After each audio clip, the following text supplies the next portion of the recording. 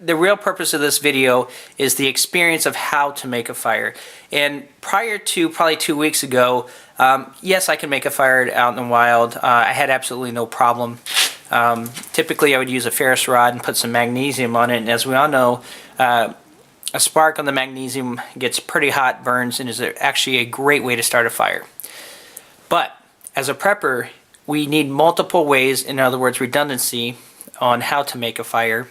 And for the record, you see I got that setting on the Prepper's Handbook.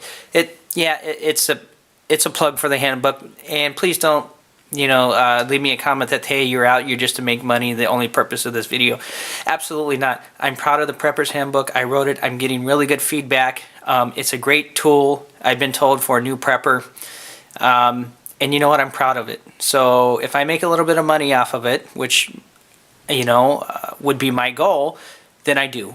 But I am very proud of the book. Nevertheless, special thanks to HillBillysNdaBush. He's kind of my teacher on this whole thing of how to start a fire using steel and flint. And here you have your magnesium, your ferrous rod.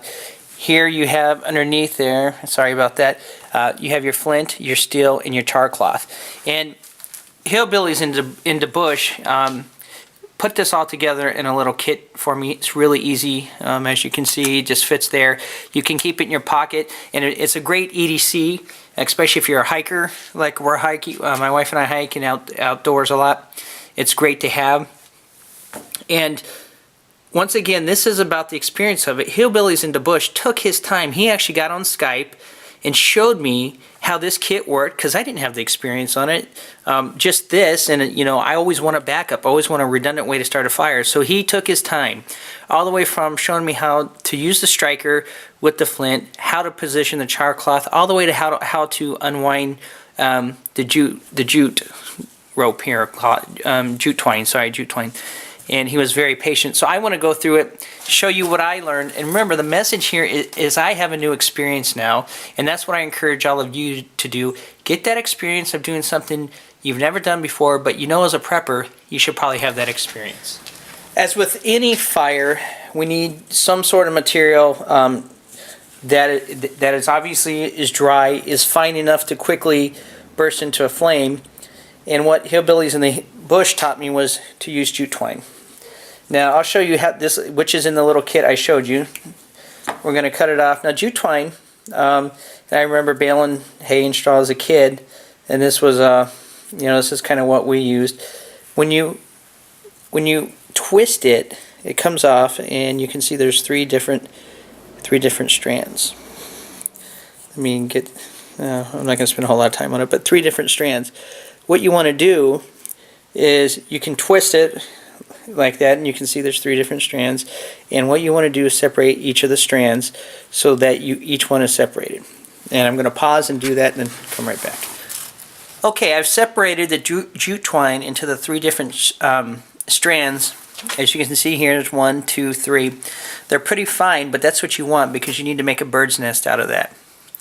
Now, there are several ways to do this, and HillBillysNdaBush has a great way of doing it, and unfortunately I'm not as good as him. So I kind of take it, almost fold it in the middle, so it's kind of in the middle, and then from here I just start pulling it apart, and you can see that you get this real fine material, or twine, I'm sorry, and the whole idea is you want to get enough of this to make a birdhouse. And once again, that birdhouse will be used to start your fire. So once again, just bend it in half and take it from the center and just start pulling it out. And that's all you have to do. Alright, I'm going to go ahead and make my birdhouse, and I'll get right back to you.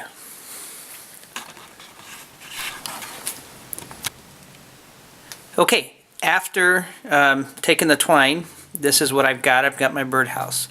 And this material, and I've not done it yet, but when I watch HillBillysNdaBush, and I watch him do it, and he teaches me how to do it, it almost combusts. We're going to get the char cloth, the spark on the char cloth. We're going to put it in here.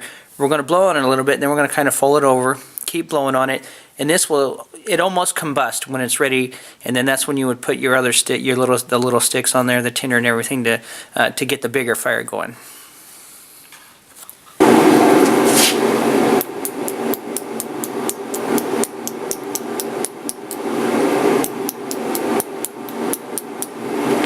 Okay, there's my flame, real small there. It's on the char cloth. Take that, put it in my bird's nest.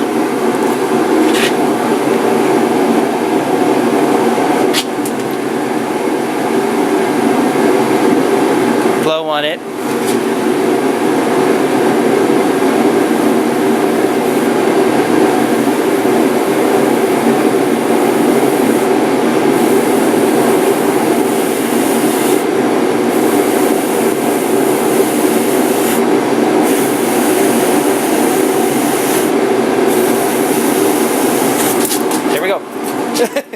Caught me off guard, but woo, there it is. Happen to have this.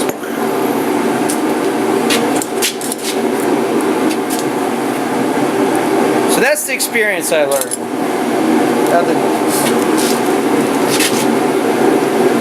And it was a great experience. Rather than almost burning my house down, but that's the char cloth. I got it lit first time, so thank you very much, HillBillysNdaBush. You almost had me burn down my house, but you know what? Great experience. I'm going to keep practicing it. So this is Zion Prepper saying experience is everything. If you have not done it, try it. It's great to have redundant skill sets. Thanks.